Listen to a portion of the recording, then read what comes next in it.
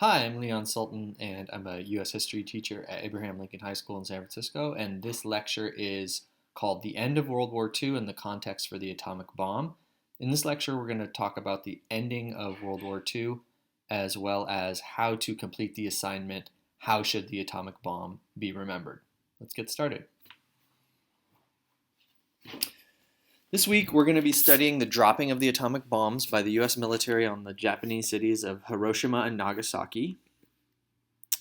And we're going to start out with a little review of World War II. So what were the two sides? In World War II was the Allied versus the Axis powers, right? And the Allied powers consist of the United States and Great Britain and their smaller allies. The U.S. enters World War II in 1941 at the very end of the year after the Japanese attacked Pearl Harbor. D-Day happens 3 years later in 1944 when the U.S. and Great Britain launch a land invasion of Europe. That's from the movie Saving Private Ryan that we watched in class. The technique that the U.S. used to push Japanese back in the Pacific was called island hopping, taking over small islands in the South Pacific, working their way towards a land invasion of Japan.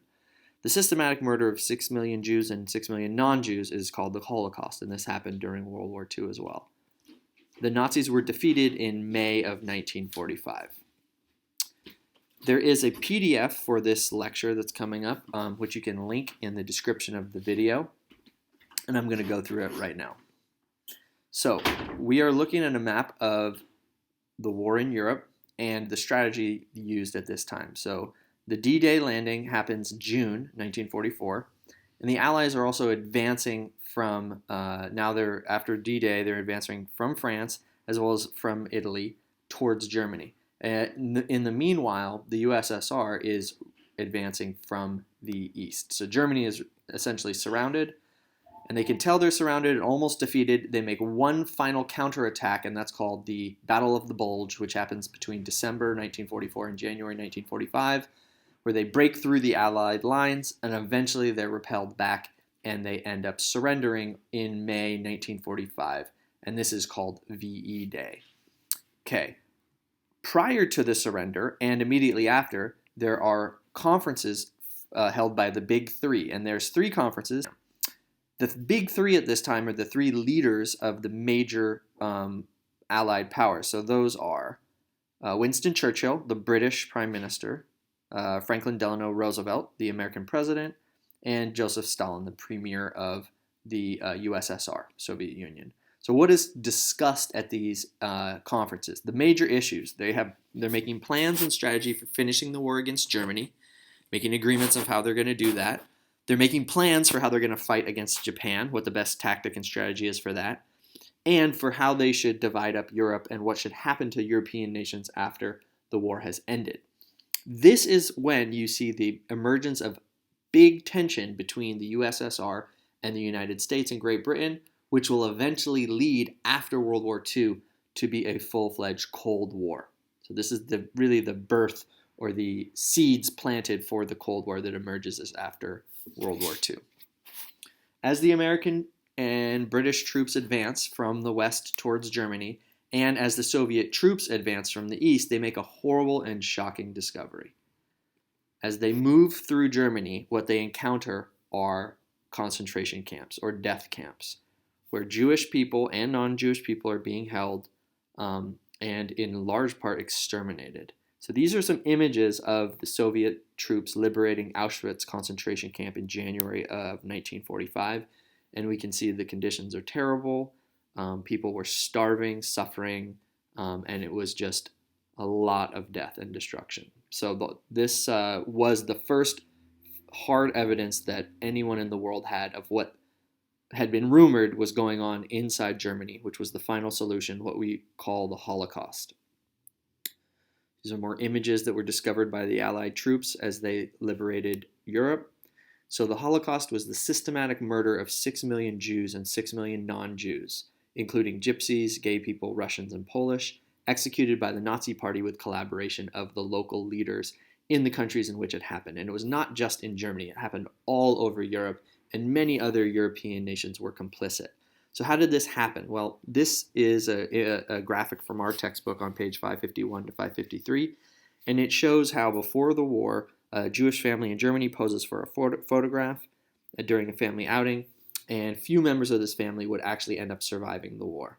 On Kristallnacht, roaming bands of thugs destroyed Jewish property and menaced Jewish families throughout Germany, and there was no punishment. So this was the first step in taking away the civil liberties rights of Jewish people. After the war broke out, the Nazis methodically deprived Jews of their rights, confining many to overcrowded ghettos. After weeks of fierce resistance, Jews in the Warsaw Ghetto in Poland were rounded up for deportation to concentration camps in May of 1943.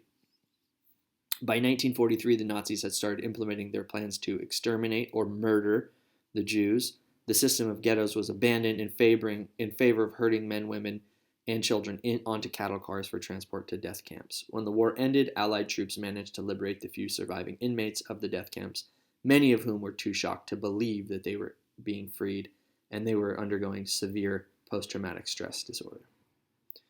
The countries that were most impacted by the Holocaust, and this shows you the percentage of Jewish population that was murdered.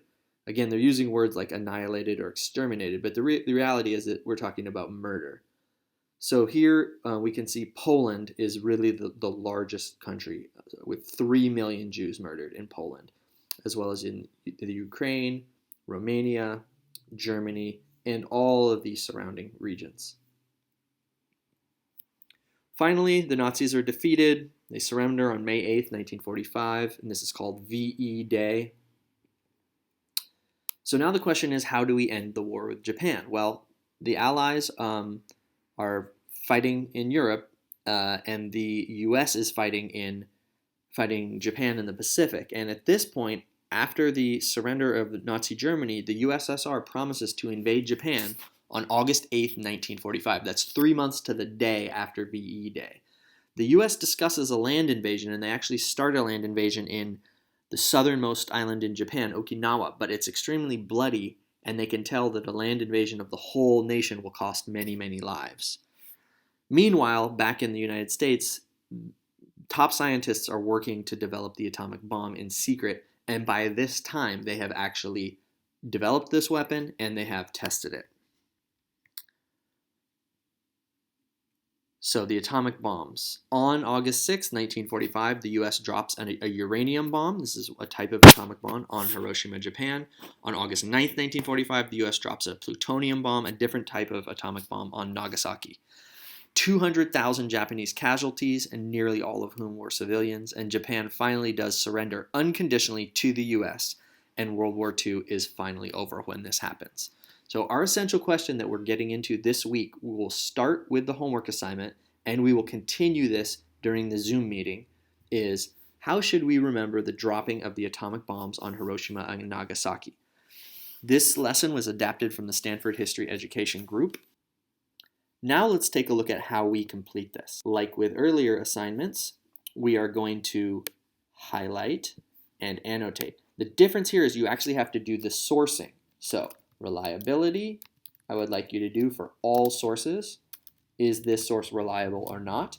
And so you're going to highlight that and type in your reliability statement.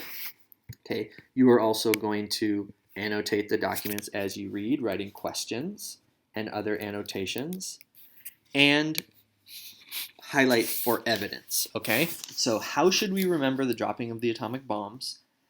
And then at the end, you're going to answer the guiding questions for the first two. And for each other document, you're going to describe if this document supports victimization or triumph narrative. The two competing narratives are, was Hiroshima a victimization or was Hiroshima a triumph? So this work is going to be due Thursday, and we have a group project during the Zoom meeting in which we will discuss it further. Please email me with any questions.